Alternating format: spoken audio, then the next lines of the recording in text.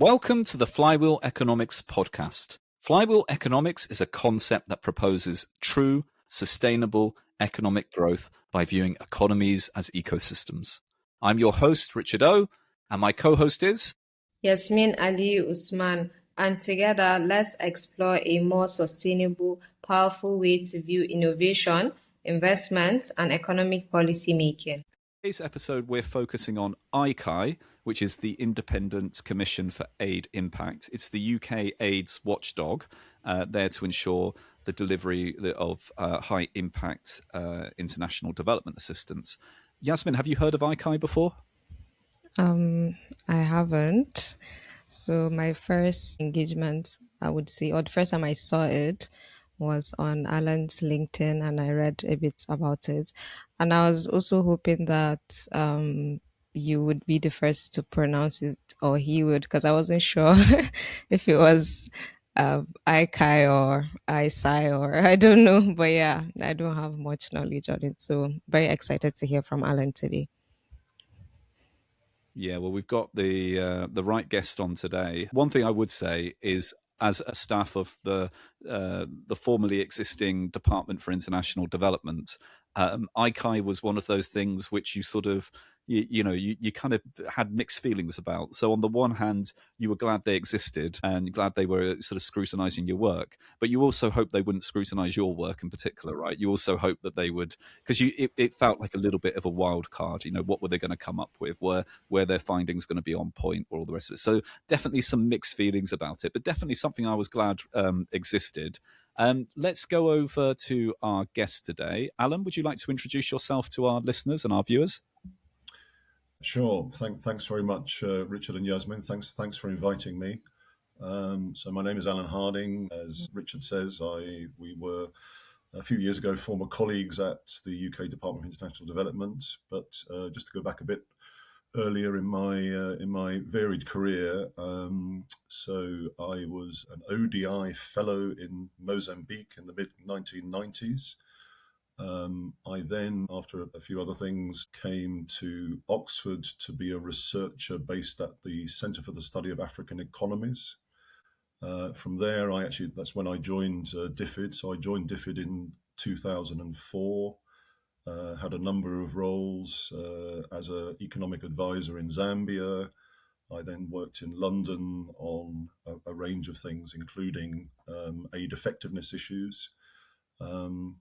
So I left DFID in 2015, and since then I basically work as an independent development economist. I have been involved in all kinds of things, designing projects and programs for FCDO, for the European Union. I do quite a lot of monitoring and evaluation work. And then one thing I think I should probably declare is that one of my current roles is I do some work for the Liberal Democrat International Development Group, which is a group that sort of works with the Lib Dem parliamentary spokespeople on international development. So obviously what's going on at the moment in terms of the future of ICAI is something that's of interest. But I just want to be clear that whatever I say today is my personal views. It's nothing to do with any of those organisations. Thank you, Alan.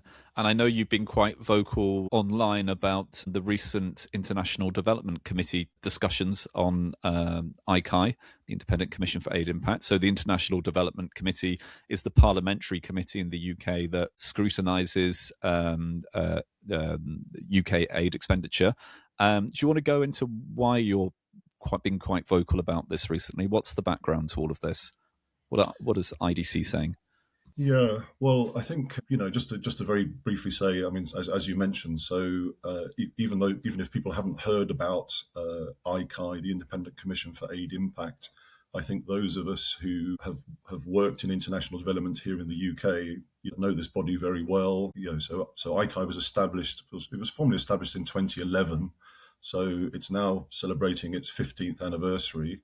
And I think over those 15 years, it has established its reputation as a very, professional and thoughtful organisation that independently scrutinises UK aid spending, the types of projects and programmes, the priorities, and offers advice and recommendations on how to improve the way that aid is spent. So their reviews are quite substantive and are valued. I think they are quite widely used, partly by the International Development Committee. So ICAI produces reviews but reports to the International Development Committee of the UK Parliament, and the IDC sort of use the findings of those reviews to then ask questions of ministers at not just at the Foreign, Commonwealth and Development Office, but obviously also at other government departments who have responsibility for spending ODA, so official development assistance. Anyway, in terms of the recent developments, this is a sort of an ongoing and quite fast-moving situation, because on the 20th of January, at a meeting of the International Development Committee, Baroness Chapman, who is the Minister of State at the Foreign Office, so the person who oversees international development issues and the aid, sort of announced, rather to the surprise of pretty much everybody there, that FCDO were sort of reconsidering the role of ICAI and the future of ICAI. And this seems to be part of a sort of a wider reform that's going on at the Foreign Office. So, as we all know, the UK aid budget is under enormous pressure. There's, there were about a year ago further cuts to the aid budget from the current level of 0.5% of GNI were announced. So, the Foreign Office is basically in the process of having to go through and decide how to implement those cuts. And as part of that, there is a kind of a reform process of the Foreign Office itself, where they are being asked to find cuts of between, I understand, 15 to 25% of their operating budget. So, this is potentially cuts to staff, both in London and around the world. And it seems as though sort of ICAI has become one of the things that they are reviewing in terms of, is it sustainable? ICAI as a body, there are 3 commissioners. So the current chief commissioner is a lady called Gillian Popkins, but ICAI also have a small team of officials. So these are, as I understand it, Foreign Office or FCDO officials who support the work of those commissioners. They then also, so they have a budget to implement their various reviews and activities. Some of that budget is spent on a consortium of consultants that are basically people, even people like myself, so people with experience and a background in international development who help to actually do the work on the reviews. But there is obviously FCDO have to allocate some resources to this. So it seems that so when at this meeting of the IDC on the 20th of January, that Baroness Chapman suddenly announced that they were reviewing the future role of ICAI, this seems to be possibly driven, or what they've said is that this is part of a wider review of resourcing. And I think it's come as a surprise to a lot of people, because certainly last year, the previous statements from the minister were very supportive of ICAI. Back in the summer, the FCDO ministers, Baroness Chapman, had written to IDC basically saying that they continued to support the role of ICAI. They realised its value even at a time when the aid budget was under pressure. And that, in fact, that at that stage, they were even considering a potential increase in the remit of ICAI, so that ICAI would not just look at how ODA, Official Development Assistance, UK aid, was spent, but would also possibly look at sort of other areas of UK government policy. So it could be trade policy, migration policy, a range of climate change, those sorts of things.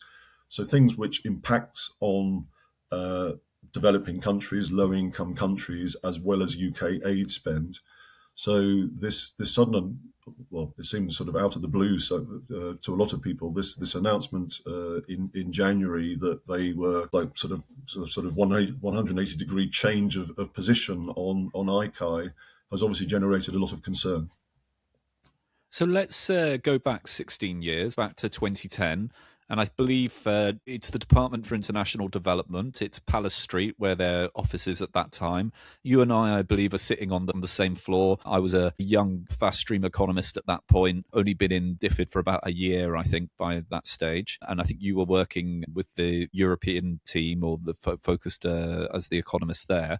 What was life like before ICAI? What happened in the time period before an ICAI existed, and why was it so important? Well, okay, so I think pre-ICAI, the Department for International Development, as a UK government department, was basically subject to the same type of scrutiny as all other government departments. I mean, there was already at that stage a separate international development committee in the Parliament that obviously was responsible for, questioning DFID ministers and senior officials on the work that they were doing. But you raise an interesting point that I think at that stage I was in DFID's Europe department, and actually what I remember was that while I was there, so pre-ICAI, essentially the external audit and review of how UK aid was being spent was the responsibility of the National Audit Office. And I was actually involved. And the National Audit Office do various types of reviews. But one of the things that they used to do, and I presume they still do, is they used to call a value for money audit. So at that stage, when the UK was a member of the European Union, we as a member made contributions to the EU budget. There was also the European Development Fund, which was something that the UK was a major funder of as well. So, there was a lot of UK money that was basically being spent by the what was then it was called DG DevCo, which is part of the European Commission, and the National Audit Office wanted to do a value for money audit on how that money was being spent, and particularly on how DFID's Europe department were structured to make sure that we as civil servants based in London, and also we had a UK rep in Brussels, to make sure that we knew what the money was being used for. So so the UK contribution to the EU budget, how was that money being spent? Was it being spent effectively? Was it being spent in line with UK ministers' priorities? Those sorts of things. But the interesting thing I would say, Richard, is that I still remember, because I probably spent about between 3 and 6 months working with some staff of the National Audit Office on this value for money review. And the one thing I remember is that, the National Audit Office is it's a body that has to cover every type of public expenditure. And it's quite difficult for it to be an expert in all of these areas. So in a way, my role as the economic advisor was I was almost kind of supporting the National Audit Office team, who, and some of their staff were themselves, quite junior officials. I remember there was one person who'd been seconded to the National Audit Office from another government department, but who had no background in international development. So it was very much a kind of an interactive process where, they asked questions, we tried to, provide evidence and those sorts of things.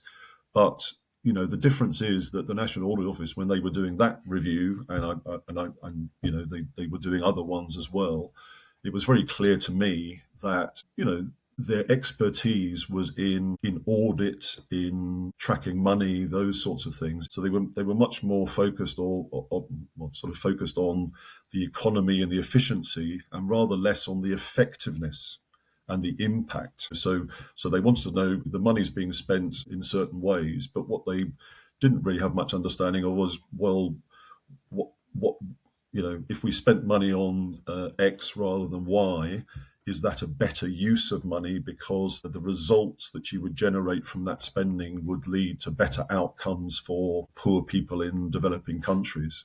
And I think that's the critical point, and it's relevant now, because one of the, what's been mooted is that if instead of ICAI, could, the National Audit Office just take responsibility for this again? And what I would say is that, in theory they could. However, what you would lose would be the accumulated knowledge and expertise of the people who work with ICAI about effectiveness and impact. So it's not just how the money is spent and tracking the money, but it's also how is that spending leading to better outcomes and results for the people who are meant to be benefiting from all of this. Yeah, I want to come back to that sort of focus on, effectiveness and impact, as opposed to some of the more lower level value for money type focus that may have happened in the past. So what happens, right? Andrew Mitchell, the coalition government come in 2010? And Andrew Mitchell has quite a bold vision, doesn't he, for international development? Do you want to talk a bit about that vision and how ICAI fitted into all of that? Yes, if I can dredge my memory banks for this. No. I think it was a definite change. Obviously, as I guess people will know, the Department of International Development was created 1997 under the incoming Blair government. So, for its first, whatever it was, 13 years, it was Labour ministers, Claire Short, Hilary Benn, Douglas Alexander. So in 2010, after the election with the coalition government coming in, so Andrew Mitchell became the Secretary of State. Well, I think that the interesting thing is that Andrew Mitchell has a different perspective on this, but he shadowed DFID for quite a few years. So when he became Secretary of State, my impression was that he came with a very good understanding of the sector, a very good understanding of the department. But he came with some things that he thought could improve things, and I guess it's probably summarised in what became known as the results agenda, where essentially his point was that it's not just good enough to tell the British public that how much money we're spending, but we needed to have a more convincing story to tell about what results that spending was achieving. And that was both in terms of the bilateral aid programs that were managed by DFID itself, but also the contributions that the UK made to a whole range of multilateral organisations, the UN, the World Bank, the regional development banks, African development, etc., etc. So that sort of results agenda, and I think that sort of ICAI, if you think about it, is kind of almost part of that, isn't it? Because if you want to know what the results of aid spending are, you need to design your projects and programs to make sure that you are monitoring all along the so-called results chain, that you are, that you're systematically collecting relevant data on not just about outputs, but about outcomes and impact. And in a way, I think that's where ICAI fitted into that. So within the department, we were very much about how can we tell a more convincing story and make sure that we are not just monitoring how the money is spent and where it's spent, but also what it's achieving. And then the Independent Commission for Aid Impact became the sort of external body that was going to make sure that what we were doing was in line with this kind of approach. And clue is in the title, isn't it? It's the Independent Commission for Aid Impact. So it's about what impact what impact are we having? And are we, for the resources that we had available, which of course at that time were growing, the sort of strategic choices we were making were the right ones? Was the money being spent in certain thematic areas? Was it achieving the desired outcomes? Could that money be better spent somewhere else? So what I felt was that the reports from ICAI, which I remember when I was there, I remember reading them. They just contained a lot of really useful information and data that even I, as a DFID economist, I could use some of that information.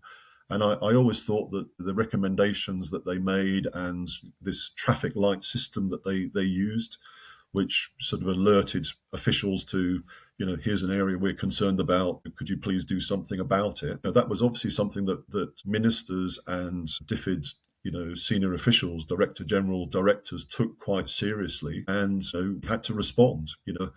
If we didn't agree with ICAI, we need to make it clear why we didn't agree. But if we did agree, that had to be translated. Those recommendations and changes had to be translated into changes to the operational plans of the organisation.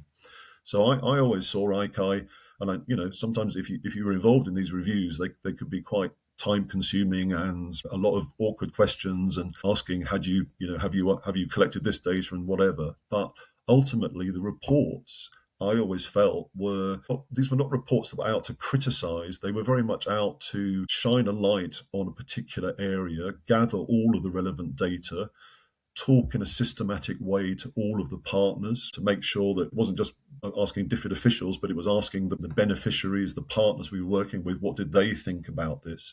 And then synthesizing that down into a set of concrete recommendations that you could actually use. I understood the purpose of this whole results agenda. I thought that was a good idea. At a time, there are a lot of aid skeptics, people who just think that why are we wasting money on these other countries, when we've got problems here in the UK that we could fund, the health, NHS or whatever. And so the purpose to me of being able to have a convincing story about results was partly that it gave sort of evidence that you could put in front of members of parliament or journalists or whoever who were sort of skeptical about what we were doing and say, well, look, here's what we are actually achieving. So, that's why, Richard, I'm concerned in a little bit, I'm afraid in the same way that, all of that accumulated knowledge that was built up at DFID was sort of dissipated with the merger with the Foreign Office. Something similar is going to happen now if ICAI is dismantled or folded into something else, that what you'll see is all of that accumulated knowledge and approach to doing this will sort of be lost. And I think that's just the wrong thing to do at the moment. And you could argue, I think, that in a time of shrinking, a reducing aid budget where there's less resources, making sure that those resources are being used effectively and efficiently and are achieving results is sort of more important than ever. Thank you, Alan. Without wishing to make this too much of a Andrew Mitchell tribute podcast, I must admit I was quite cautious when the coalition government came in and a bit worried, actually, in terms of what that meant. I hadn't been through a change of government before as a civil servant. It was my first one that we were going through. Andrew Mitchell had some very bold ideas, right? So you mentioned the results agenda, transparency in terms of aid transparency, value for money, of course, really made a much bigger deal of the sort of NEO type value for money work and really bringing that into the DNA of the organization much more than ever before. And of course, ICAI being part of that.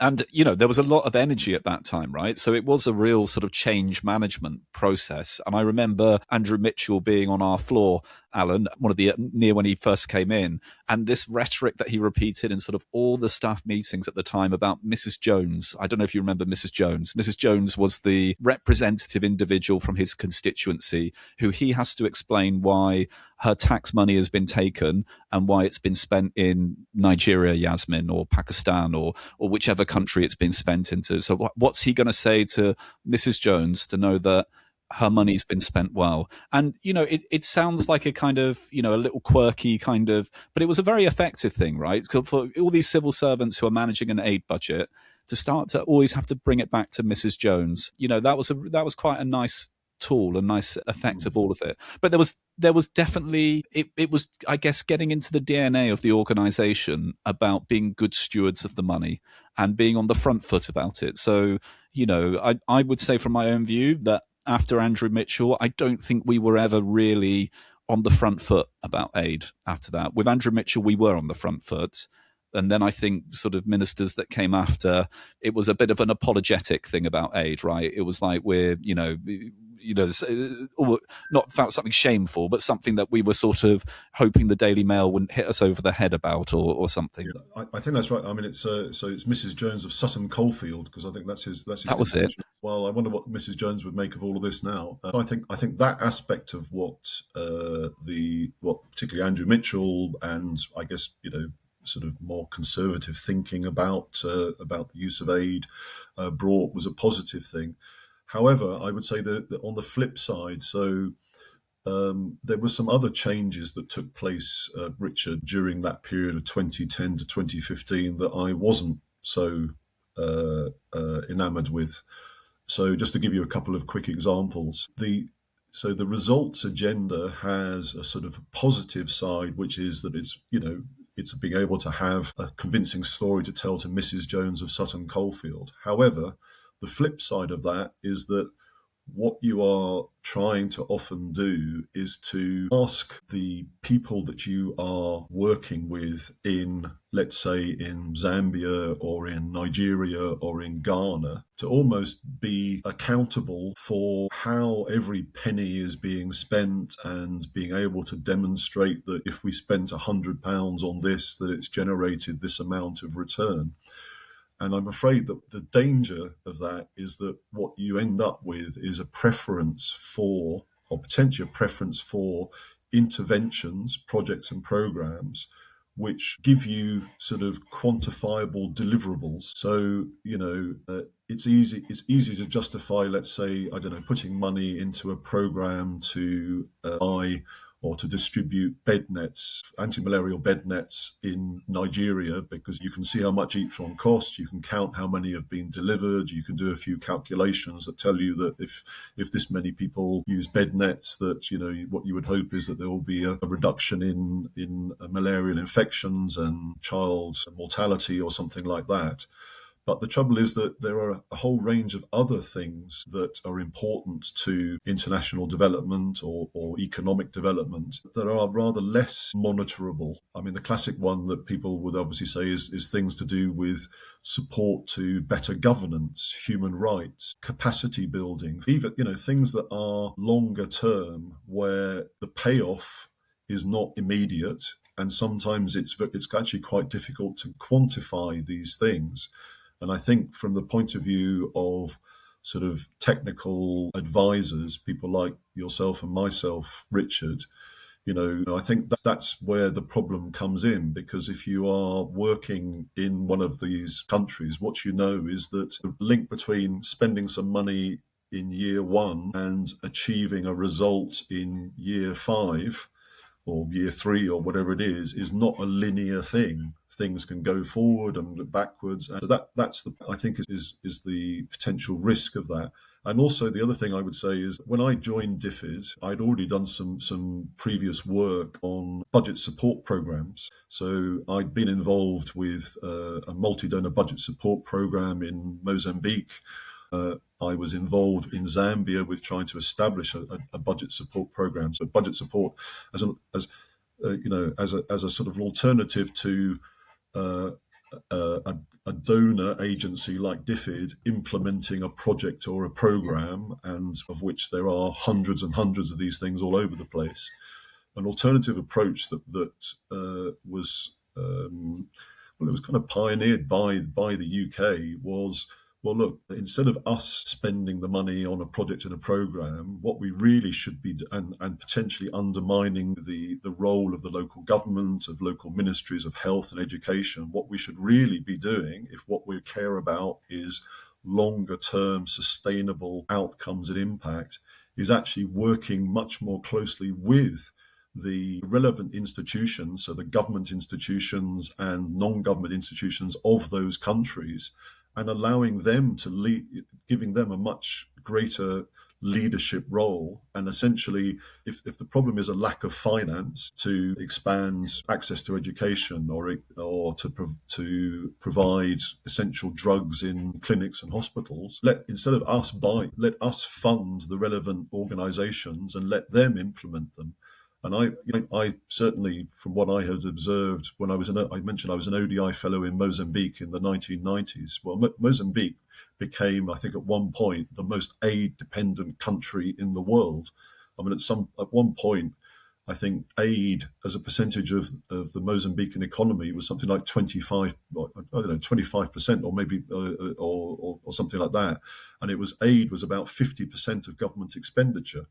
And the trouble was that the vast majority of that aid was all off budget. So the Ministry of Finance, which is where I was working, had no idea what was going on. And all of the sector ministries had relationships with donors and were implementing, dozens and dozens of projects. And of course, what you end up with is a situation where the donors are basically running the show, and what they decide to spend the money on gets money. And then all this other slightly less sexy stuff doesn't get funded. The problem is with the results agenda was that during that period, 2010 to 2015, the DFID, having been a supporter of budget support and sector-wide programs and all those things, and having done a lot of lobbying to encourage other bilateral agencies and the World Bank and others to contribute to these sorts of approaches, essentially we completely changed our mind. Ministers didn't like the idea that we were just giving money to another government and relying on them to do things. So that all of that was reversed. And was it a mistake? Well, I think it probably was. There's a lot of the evaluations that were done of the impact of those programs, which tell you that they did achieve quite dramatic results in a number of countries. That funding, that on-budget funding, and working with the administrations of those countries and working on public financial management reform programs and government reform programs actually contributed a lot to building capacity in the countries for them to take the leadership role and to fulfill their role as elected politicians and officials, to help them to define what they wanted as part of their national development strategy and what their priorities were, rather than just being what donors wanted.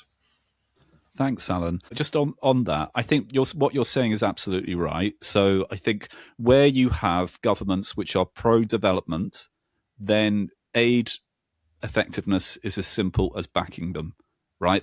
We can have very complicated theories of change or whatever, but when you've got people who are genuinely interested in the development of their country, their people, their health systems, their education systems or whatever, international development becomes very simple.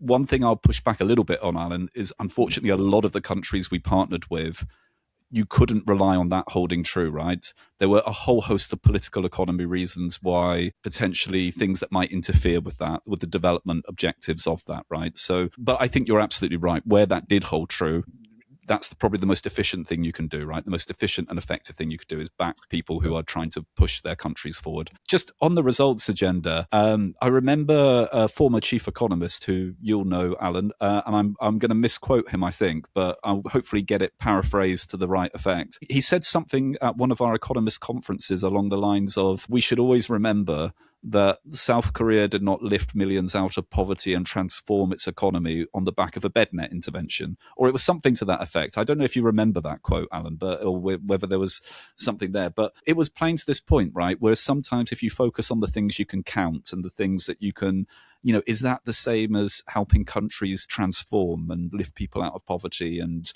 get growth and jobs going? And of course, we know it's much more complex than that. And you can have things which stack up at a very micro level, but don't make a huge difference in terms of the overall picture on things. Yeah. Yasmin, do you want to bring us back to question 4? Okay, so with UK ODA significantly reduced and increasingly fragmented across all departments, what kind of risks do you see emerging for effectiveness, for accountability, and long-term impact? Right. Okay. Shall I have a go at that? So, I think the answer is that's exactly the role of ICAI. Its role is precisely to ask those kinds of questions, Yasmin, and to do, serious analysis and reviews to come up with some answers to that. I mean, the interesting thing that's happened or started to happen pre-merger, but particularly after the merger of DFID into what's now the Foreign Commonwealth Development Office, is that the proportion of total ODA, official development assistance, that was spent by then DFID and then FCDO declined quite dramatically in that other government departments, so for example, DEFRA became involved in spending aid money. As we know, the Home Office became involved in spending aid money because quite a substantial amount of money started to be used to cover the in-country, as in the UK, costs of hosting refugees, people seeking asylum while their applications were taking ages to be reviewed. There's the Department of International Trade, so a whole bunch of other government departments whose budgets were sort of being squeezed in other areas suddenly realised that there was an opportunity to use the aid budget to do things that they wanted to do. Now, one of the problems there is that when DFID was established, as you know, there were a series of pieces of legislation, the International Development Acts, that essentially that clarified that the purpose of UK aid spending should be, or the sole sort of key objective should be, to contribute towards poverty reduction in low-income countries. And that was when DFID was established, that it was established with that clear mission, which was obviously a break from the past when the Overseas Development Administration had a range of other objectives as well. Now, as DFID was absorbed into the Foreign Office and other government departments were able to use some of those funds, they began to spend money on things that were not very clearly linked to poverty reduction, in that they wanted to spend money in countries where the UK was trying to seek influence, to have better diplomatic relations, to promote business interests, UK PLC. So the point about ICAI was that ICAI was monitoring this and basically pointing out that some of this money was being used in ways that were not really consistent with the stated objectives and the legal requirement that UK aid money should be spent on poverty reduction. So money was being spent in a whole range of emerging economies. I myself worked on a trade program with Brazil. Now, with many sort of middle income countries, there are pockets of poverty in Brazil, but it's very difficult to justify spending UK aid money on promoting trading relationships with Brazil, or to encourage Brazilian companies to export, if what you're basically trying to achieve is poverty reduction. So ICAI pointed this out, and in response, I think partly to that, what's interesting is that I think in the last sort of couple of years, what you've actually seen is that some of those other programs that were not being managed by FCDO have actually been closed down. So the Prosperity Fund, which is the one that I was working on, that was closed. There was another thing called the Newton Funds that I think they were quite critical of. That was closed. So actually, if you look at the latest statistics, that fragmentation of aid in terms of fragmentation between government departments is actually coming back down again. And that's partly in response to ICAI pointing out that there were some flaws in this model, and that UK aid, it's not that it shouldn't be, but it's a choice. It's a choice about what you use the funding for. Is aid about promoting trade relationships? Is it about promoting British business? Is it about doing a whole range of other things?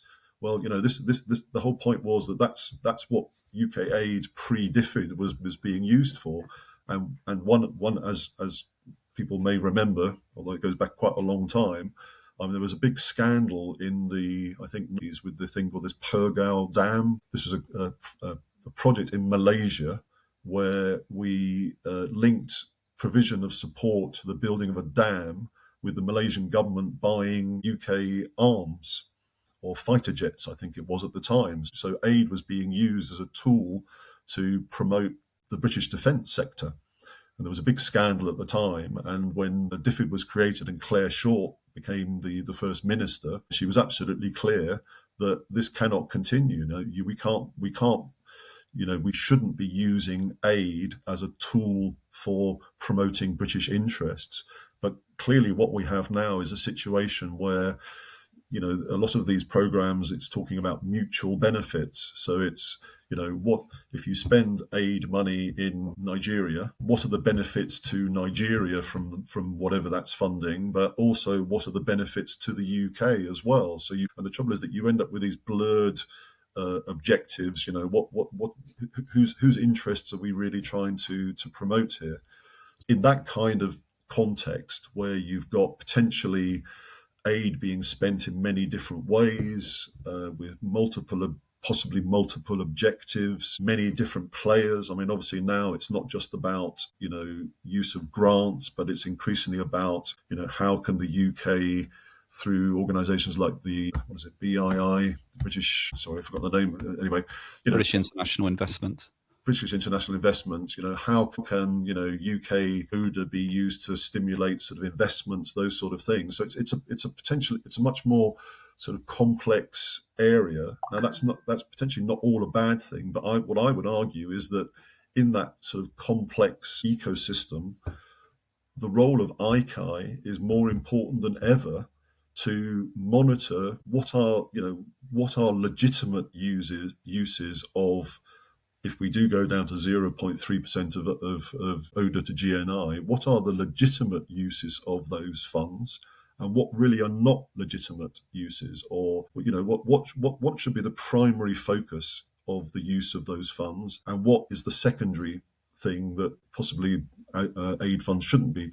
And it seems to me, unless you've got a body like ICAI sort of monitoring this on a regular and ongoing basis, the risk is that the funds will just be used for whatever the political priorities of the day are. And if the UK is trying to build relationships with some middle income country somewhere, the risk is that let's use a bit of ODA money to lubricate whatever deals we're trying to do. That's what I would worry about.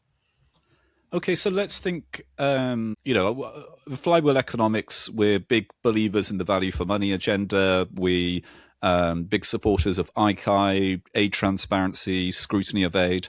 But at the same time, if I'm putting my devil's advocate hat on, couldn't we say that institutions like ICAI, the value for money agenda, isn't it just making us play it really safe with development? Aren't we just trying to reduce everything to low risk? Don't want anything that's going to blow up in anyone's faces. We don't want anything which is going to and actually with a lot of good development, is it not experimental to some degree? Is it not about learning as you go and learning lessons and all the rest? But is there a risk that having an institution, a watchdog like ICAI, in addition, aid is one of the most scrutinized areas of government expenditure. Would you not think there's an opportunity by removing that then and saying right, could we get better development? Is that possible? Is that a plausible theory of change? Go on, over to you, Alan.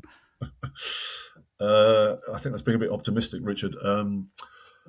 I mean, look, no, absolutely. I think you're raising a very valid point and a very interesting question, which is, if the people at the Foreign Commonwealth and Development Office and people who are based in country think that, everything they do is going to be monitored and scrutinized and criticized if things go wrong, does that result in a culture of risk aversion, basically? So I think, look, obviously, if you are, as we were, Richard, at one point, sort of, young, ambitious civil servants at DFID wanting to progress in our careers, you don't really want to be responsible for a complete failure or something that goes horribly wrong and get blamed for that and get the sack or something. But I would argue that the answer to that is not to get rid of ICAI, but it's to make sure that the institutions that are responsible for the management of the funding have very clear sort of guidelines for the staff. I don't know if they still use them, but do you remember we used to have risk registers, didn't we? So for every project and program, and I think even for every country in which we operated, there was a sort of there was a document that detailed the types of risks that we were aware that we were taking by operating in that country, political risks, environmental risks, a whole range of corruption-related risks and whatever. For any project or program, what were the risks that things might go wrong? Those risk registers were I think they were public documents, weren't they? And the point is that by having those kind of risk registers and having to update them regularly, what you are doing is basically showing that you are systematically assessing risk. And then I think for a senior official in DFID, you can then decide in discussions with ministers, what level of risk are you willing to take? And going back to the sort of discussion about the countries in which UK aid was being spent, we were sometimes working in countries which were relatively stable, with leadership that were pro-development, people that you could sort of work with. But we were obviously clearly also often working in very different environments. So some of what became fragile and conflict-affected states. So, I don't know, just to pick a few examples, somewhere like Somalia a few years ago, or Afghanistan, or places, a range of other countries. Now, think about Sudan at the moment. About how would you operate in Sudan? I mean, these are very, very difficult environments to do, whether it's on the humanitarian side or whether it's on the developmental side. These are risky environments, but I think the answer is, I don't think getting rid of ICAI would help.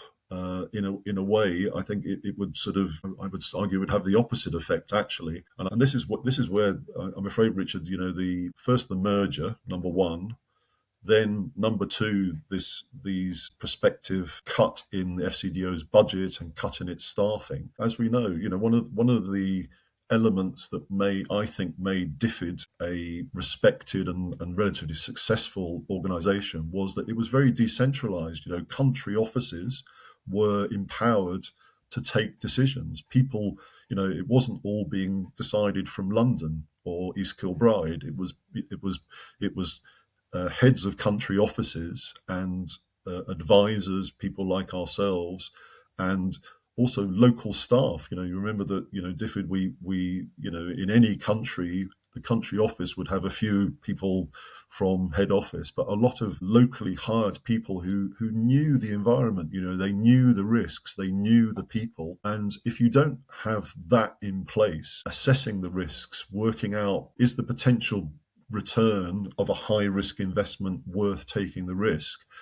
I don't know quite how you would do it. How would you operate in Sudan at the moment, for example, without a really strong, experienced team on the ground who were assessing those risks and working out and also communicating to ministers on a regular basis. Look, minister, we think what we're doing is the right thing to do. However, there are risks. Are you willing to tolerate the fact that something may not work, or we may spend money on a whole range of things that some rebel army is going to come along and steal. So that to me is the more important thing. It's the internal capacity to work in risky environments in the organizations that are responsible for spending the money. Right, let's try and do a few quick fire questions with you now, Alan, so we can get through some of them. Yasmin, do you want to go for question 6? Okay. So Alan, if ICAI was removed or weakened, what would realistically fill the gap? What would be lost in practice, not just in theory? Okay. Well, there are a number of other potential models. So if ICAI, for whatever reason, was sort of disbanded, I mean, obviously one and you can look at what some other countries do here as well. So I mean, one option is to, as we've already discussed a little bit, would be to go back to basically the National Audit Office overseeing UK aid spending, whether it's by the Foreign Commonwealth and Development Office or by other government departments. As I say, I think that if that was the decision, whoever's in charge of NAO I would think would probably be arguing, well, if you want us to take over this responsibility, please give us the resources to do so.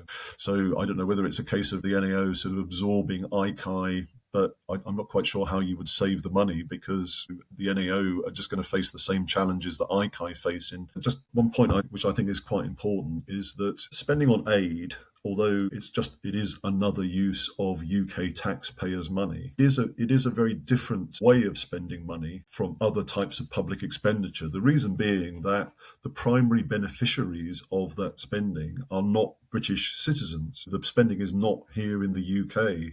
It's not on schools and hospitals and roads and whatever it is here in the UK, where, in a way, the costs of gathering the data and finding out whether the money has been spent effectively are comparatively less, in that it's happening here. It's easier.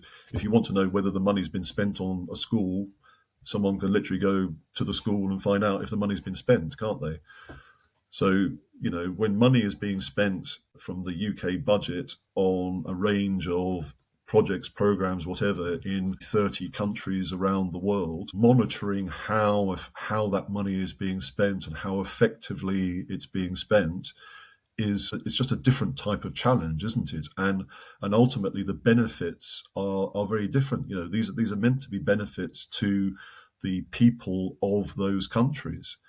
Okay, there may be some secondary benefits to the UK, but legally, still, the objective of spending of UK aid money is meant to be poverty reduction. So you've got to invest in the systems and the people that are actually going to go out and work out is what you're doing in country X or Y actually contributing in a cost-effective or value for money way to poverty reduction, economic development, whatever you want to call it. So so I think the NAO would find that a challenge. I mean, if I was at the NAO and I was being asked to take this over, I would basically be saying, well, fine, but give me the resources to do so. And the logical thing would basically be to take the people from ICAI and just put them in the National Audit Office, but then you haven't really saved any money, have you? But I mean, there are other approaches. So I know there's Ian Mitchell at the Centre for Global Development wrote a piece recently, which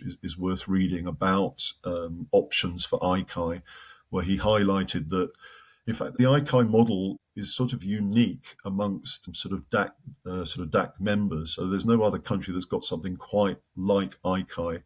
Although I understand that in France, the French Ministry of Foreign Affairs, they were looking at trying to establish a similar body to ICAI. But, in other countries, you've got sort of independent bodies of experts. I think in Sweden, they have almost like a kind of a board of experts who are basically people who have got some people with an academic background, some, people who've worked in international development who, in a slightly less formal way, do sort of reviews of the way in which Swedish international development or aid spending is going on.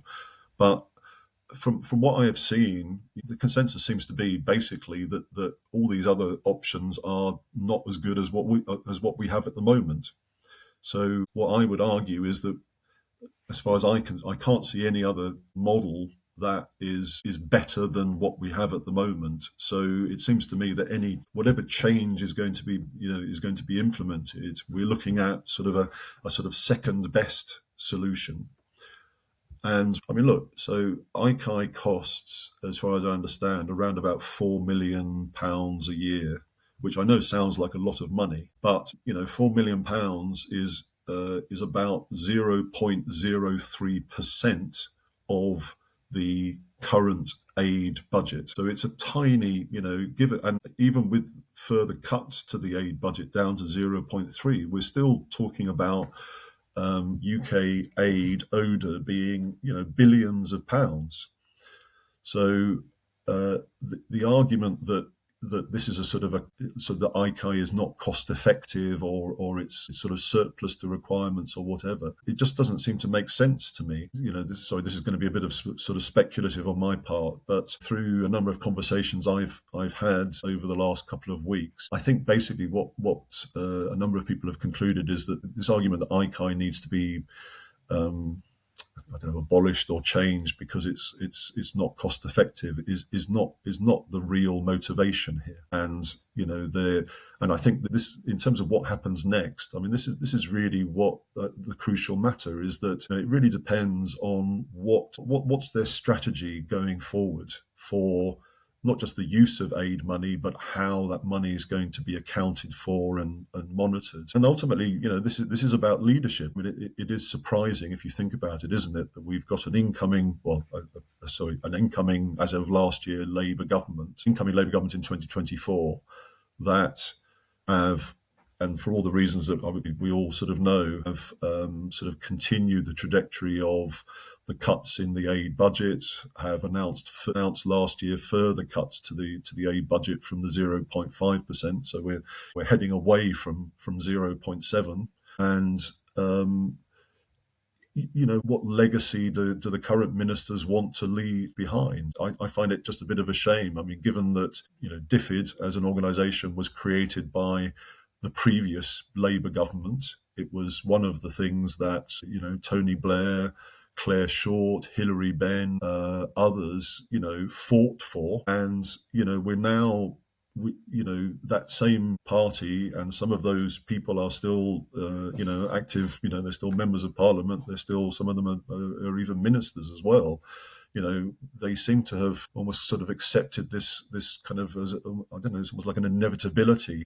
And that's why I hope that people who are watching or listening to this podcast, and, I'd encourage them to read, follow articles on DevEx, keep an eye out for what's going on in the news about this, because unless people like ourselves and people who care about these things and people in the development community, whether they're here in the UK or elsewhere, unless we, question these sorts of moves, my worry is that what FCDO ministers and senior officials will do is they will do what's the convenient thing, which is, we've got to cut the budget, let's just cut this, rather than doing what they probably know is the right thing, which would be to defend this body and continue to make the case for it, as they were doing. I mean, this is the irony, isn't it? 6 months ago, Baroness Chapman was vocally supporting ICAI and talking about expanding its remit. And I understand that was one of the recommendations of a review. If you remember, David Lammy, when he was the Foreign Secretary, commissioned a series of reviews of the future of sort of UK aid and development, which Baroness Minouche Shafiq, who used to be the Permanent Secretary at DFID, was responsible for. And what I understand is one of the recommendations of that was exactly that ICAI could play an important role going forward to not just look at aid spend, but look at other areas of UK policy, government policy towards developing countries, low-income countries, emerging economies, whatever it is, as part of, the UK just, we have a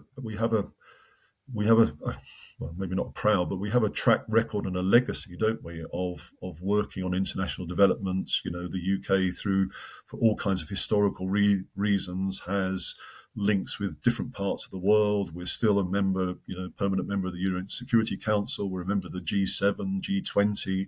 Other countries do look to the UK for sort of, if not leadership, they look to what the UK is doing, and think that this latest in a series of sort of rather sort of negative news stories is just going to make some of our partners, whether it's other members of the DAC in other European states, or whether it's some of our partners in Africa and Asia, slightly question what direction the UK is going in, and whether the UK is still a useful and a sort of trusted partner to work with. So that's just my personal take. No, thank you so much, Alan. I think we'll probably wrap up now, but before we do, I wanted to share my own personal anecdote of experience with an ICAI team, and actually speaking to the role of commissioners themselves. Because when I was out in Nigeria, we had a visit from one of the ICAI commissioners. They were looking at, I forget what their review was, but it included one of my programs, which Yasmin will know, it was the Mafita program. We've had a podcast episode on the Mafita program before. It was about empowering marginalized people in northern Nigeria with a sort of skills training, vocational type education, work placements, access to finance, things to like set them up. So it was really dealing with some of the most forgotten people in society. They were like some of the Al-Majri children who don't get much formal education. It was orphans. Basically, communities would select individuals that, maybe that had very little going for them. And we were really worried before this ICAI review, not because the program wasn't working, it was a tremendous program, and there was a later World Bank impact evaluation of it, which showed great things that the program achieved. Of course, evaluations usually only come through well after the fact, right? Much later than when you need the evidence. But we were worried because there were some things in terms of, we'd been procuring tools and equipment for some of the skills centres, and it had been a tortuous process.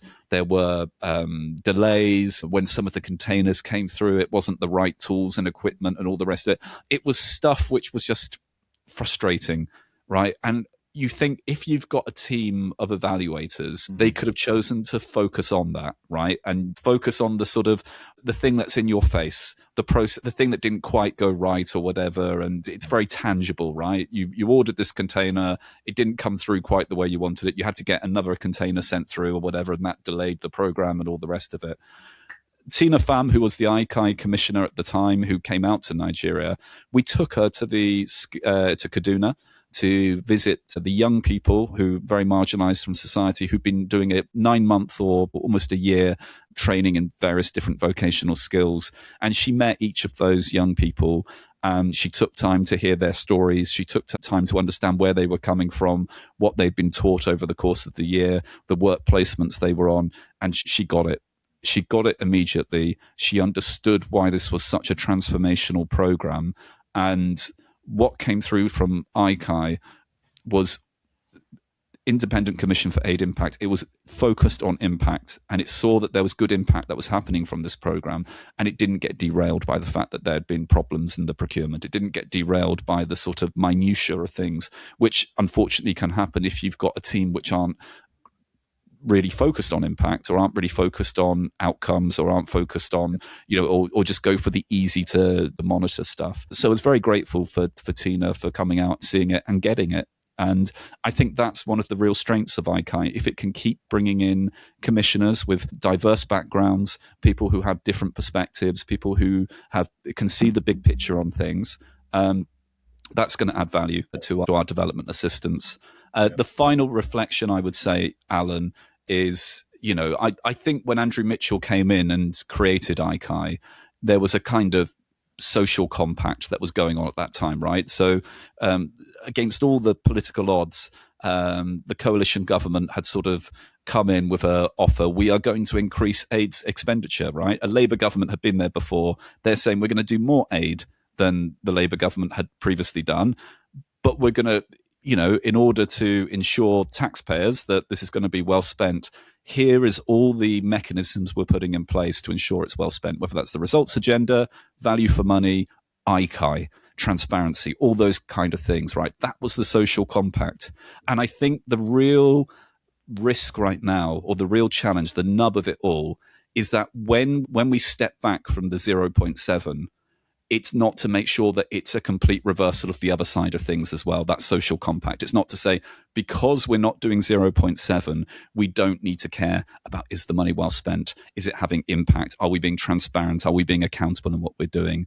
The trick in all of this is, irrespective of what the size of the aid budget is, that we can ensure that that money is being used well, it's being impactful, and it's making a difference. Because taxpayers want to make sure that their money's been well spent. Pandemics,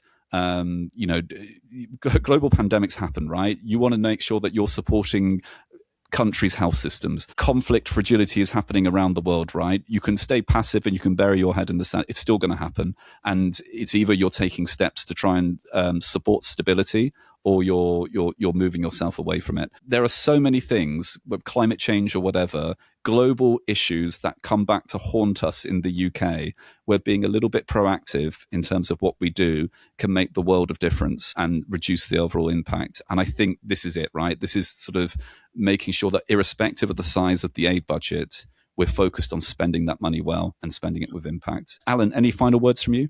No, I'm just to endorse basically just what you said, Richard. I absolutely agree with that. Just going back to the opening question that you asked to Yasmin about whether she'd heard of ICAI. I mean, look, I think ICAI is a valuable body, but there are things it could do better, and I personally think that one thing it could do a bit better is to be a bit more proactive in its public communications. I mean, it is a body that is, it reports to a parliamentary committee, but some of its reports contain a lot of really interesting stuff, and I personally think that ICAI should be getting out there and being part of the conversation, maybe being a bigger part of the conversation, not just with parliamentarians, but with citizens, with people in the UK and people in other countries about what is UK aid spending all about? Why are we doing this?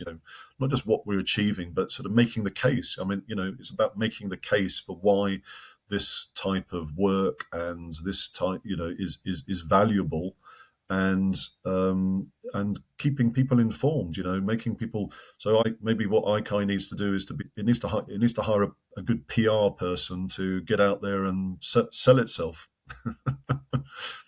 Alan, thank you so much for joining us today and for bringing this important topic to our podcast. And we hope very much that ICAI survives the turbulent times and is able to ensure aid effectiveness going forward. So thank you so much, Alan, and thank you, Yasmin.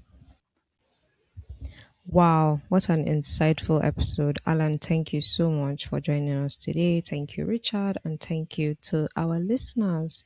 This has been a timely and important conversation, especially as the UK's aid system faces such pivotal choices about accountability, learning, and impact. For our listeners who are concerned about the future of ICAI and are interested to help in any way, there are practical ways to engage. You can write a letter or an email to the relevant FCDO minister with your local MP copied in. This can make a real difference in signaling that independent scrutiny of aid still matters to the public. If you found this discussion useful or interesting, please subscribe to the Flywheel Economics Podcast and follow us all across our social media. Same handle. Thank you for listening. Thank you for being part of the conversation. And we do hope you will join us next time. Goodbye.